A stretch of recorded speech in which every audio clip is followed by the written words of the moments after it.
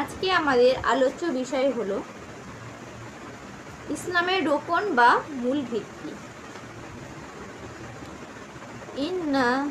ইন্নাল্লাযীনা ইনদাল্লাহিল ইসলাম, নিশ্চয়ই ইসলামই আল্লাহর মনোনীত একমাত্র ধর্ম। হযরত ইবনে উমর রাদিয়াল্লাহু হতে বর্ণিত, তিনি বলেন, হুজুর সাল্লাল্লাহু আলাইহি ওয়াসাল্লাম বলেছেন, ইসলামের ভিত্তি 5টি বিষয়ের উপর প্রতিষ্ঠিত, যথা কলেমা লা ইলাহা ইল্লাল্লাহু মুহাম্মাদুর রাসূলুল্লাহ, মুখে স্বীকার করা ও অন্তরে সহিত দৃঢ় বিশ্বাস করা। 2 হচ্ছে নামাজ কায়েম করা। 3 হচ্ছে যাকাত দেওয়া। 4 হচ্ছে হজ করা এবং 5 হচ্ছে রমজানের রোজা রাখা। বুখারী থেকে বর্ণিত। ঈমান প্রথম ও সর্বপ্রধান রোকন বা স্তম্ভ। ঈমান ব্যতীত কেউই মুসলমান হতে পারে না। মুসলমান না হলে নামাজ, রোজা, যাকাত, হজ ও কিছুই কবুল হয় না। যারা অমুসলিম বা বেঈমান, তাদেরকে অনন্তকাল দোজখের আযাব ভোগ করতে হবে।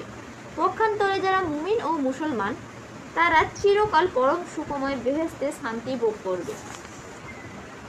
আল্লাহ তাআলা ও রাসূল এবং তদীয় ফেরেশতা প্রভৃতির উপর আন্তরিক দৃঢ় বিশ্বাস স্থাপন করত।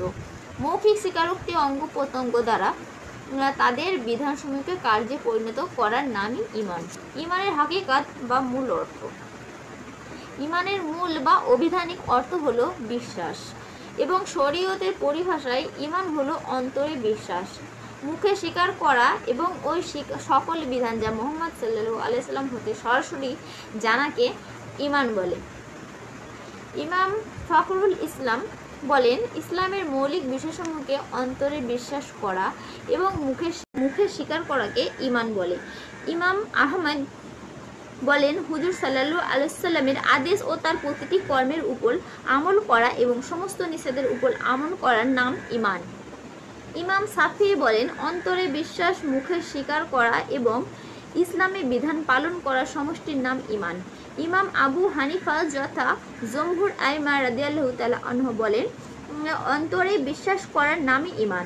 মৌখিক স্বীকারোক্তি ঈমানের বহিঃপ্রকাশ এবং সৎকর্ম করা ঈমানের বাহ্যিক প্রমাণস্বরূপ।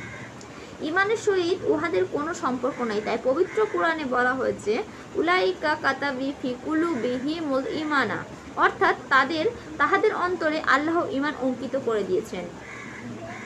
মূল ঈমানে কোনো প্রকার হ্রাস বৃদ্ধি হয় না, কিংবা কোনো কর্ম ঈমানের অন্তর্ভুক্ত কিনা এ প্রসঙ্গে উলামাগণদের মধ্যে মতভেদ বিদ্যমান।